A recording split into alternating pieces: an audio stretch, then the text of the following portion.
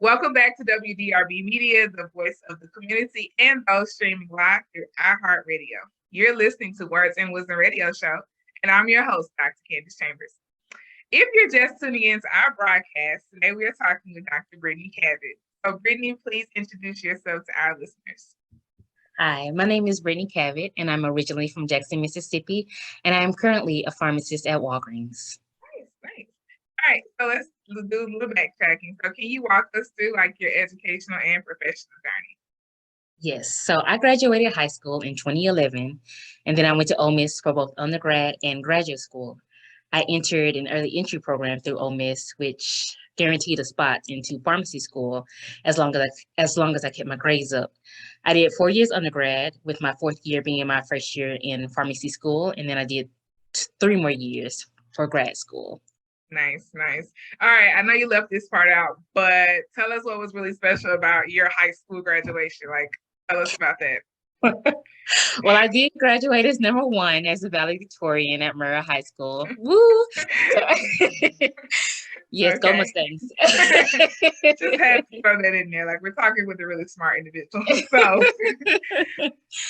let's talk about this. So why did you decide to pursue pharmacy as a major or career field?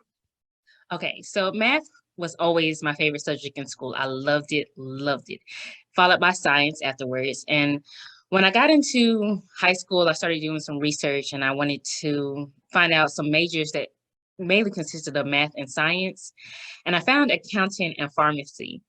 So accounting was my first choice, and because it just dealt with a lot of math. And I took an accounting class during my junior year of high school and realized that it was not for me. So I ended up doing a pharmacy club that we had at our school. And I really did enjoy doing the materials that we had there. So I just decided to go ahead and major in pharmacy. Nice. Okay, nice. So speaking of pharmacy, what was your experience like in pharmacy school? Now, pharmacy school, on the other hand, it was definitely a journey. We had a lot of ups and downs. And if I'm being honest, I had a job or 2. Actually, I had 2 at one point, and I was doing a lot of other activities such as clubs and volunteer work. It was definitely a lot of studying, a lot of all-nighters, and a couple tears here and there. However, I had a great support system from family and friends, and then those who were there going through the journey with me. So that kind of helped us hold each other accountable, and it just kind of helped us, go along with the program. And it was nice to have somebody or have people to fall back on who understood the struggle. Nice. Okay. So tell us about the area that you work in the field of pharmacy. Okay. So I work in retail. So I basically deal with the prescriptions that are usually coming from hospitals and doing transfers. And that basically just entails people dropping off or getting call-ins from the doctor's offices and looking over the prescription and making sure everything's correct, making sure that we're filling the right medication, making sure that there's no interactions with it, and then going through the process and filling those, and then also answering any questions about over-the-counter medications, like would this interact with the medication that I'm currently on? Is this all right for a pregnant person? Is this all right for a child? And then also just dealing with insurance problems and issues too, making sure that someone could get a prescription for 90 days, or if something is only allowed for 5-day supplies, just trying to make sure that everything goes through insurance. Nice. It's very, very engaged type of job, different facets of what you have to do. Exactly. I commend you. So what are the best parts of your job, and then what parts are tiresome? The best parts of my jobs are definitely just the interactions that I have with my coworkers, my technicians, and then also with the people that I meet.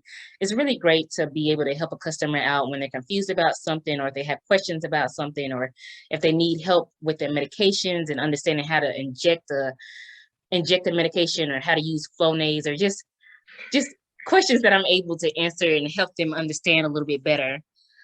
Now, for the more tiresome ones, definitely would say, short staff, time constraints, and then also sometimes a lack of understanding from people, because sometimes there's so much to do and not enough people to help out with it that the pharmacy becomes so hectic and everything gets pushed back, especially during the fall and winter times when flu and all these other colds and allergies starts picking up, and it's just a lot that can just go on at one time.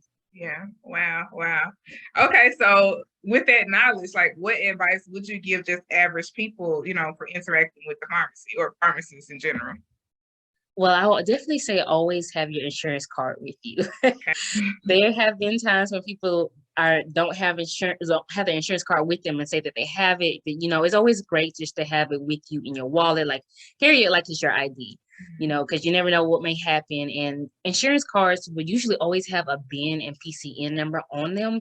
So sometimes you might have a separate medical card and a separate pharmacy card. So it's also important to make sure to know if you have the medical and pharmacy together or just medical on one and then pharmacy on another, because that can definitely help out with the time and speed on how fast prescriptions get done.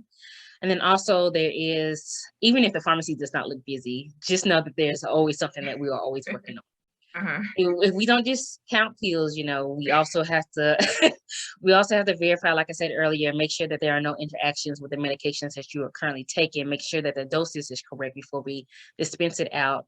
We also have to fix insurance rejections, such as like day supplies, or if insurance doesn't want to cover this, or if there's a prior authorization needed. And I know that there are several people that don't know what prior authorizations are. And that's basically just saying that your insurance believes that there might be another medication that might be better for you, or they want you to try something else first. So we have to send that prior authorization out to the doctor for them to fill out that paperwork and send to your insurance, telling your insurance why you need that medication. So that might take time, can take up to a day or a week, depending on how fast everything gets done. And then also there's also specific brands that we might have to order for your insurance to cover. So that might take a day or two for it to come in. And then also we only keep certain medications on stock. I'd say we probably have like a limit on how much medication we can have, depending on what type of medication it is. So sometimes that has to come in and be ordered. So that is something that you might want to keep in mind. And also just keeping your refill number that comes on the bottle, or just even downloading the app, that can help you determine when your refills are going to expire. If you have any refills left, that just kind of cuts down and helps you keep it organized. So I would definitely mention doing something like that. These are good tips. I'm hearing like preparation, time management, courtesy of the pharmacy. Good. I love this. So one more question, a tip area. So like, do you have any tips concerning medications, like discount cards, generic meds, over the counter, like any tips there?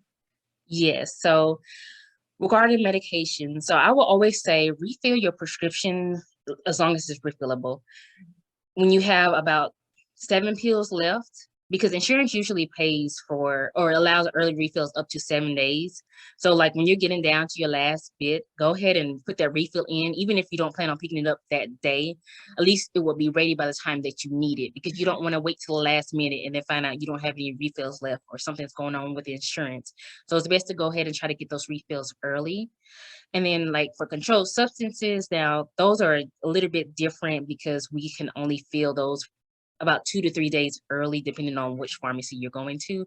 So you might want to also call it in, like if it's something that needs to be ordered, you can always call and ask the pharmacist to see if they have it on hand. That way, when it's time for your refill, they can go ahead and have it ready, or go ahead and have the medication in stock so that when it's time to get it filled, all they have to do is just fill it. We also have, like I said, GoodRx and Single Care. Those are some good discount cards that you can find online. If you just go to Google, type in the GoodRx or Single Care, and you can download those and bring them to the pharmacy, and we'll apply those to your prescriptions. Let's say that your insurance does not cover a certain medication, but you still need that medication. GoodRx, Single Care, great. We'll go ahead and apply those, and that should help bring the price down. And then there's also some, let's say Ozempic or something, which is the diabetes medication. If your insurance covers so much, but it's still a little bit too high, there's a such thing as a manufacturer coupon. And usually what you can go to Google, type in the name of the medication that you need and put manufacturer coupon behind it. And they'll have you sign up for a coupon that will help bring that price down. So it works in conjunction with your insurance to bring the price down to a lower level. So usually sometimes that can go down to $10, or it can be a $0 copay depending on if you have deductibles or not. So definitely look into that and ask either your pharmacist, or just look it up on Google, ask your technicians. They'll be able to help guide you on those. Wow, this is really good advice. I'm taking notes for my own medication, so I appreciate it. All right, Britany, any lasting words of wisdom you like to share? This is an open question I ask everyone. So anything you'd like to share? I would just say, always be free. Always be open to just coming to the pharmacy and just asking questions. We're usually always happy to help. Might not be so happy in the morning time, but but we're usually generally very happy to help. We're always willing to listen and to see what we can help you guys out with, and just ask questions. We'll give you the best advice that we can give you, and that's about it. All right, thank you, Britany, for joining us today. Thank you, Dr. Chambers, for allowing me to be here. All right.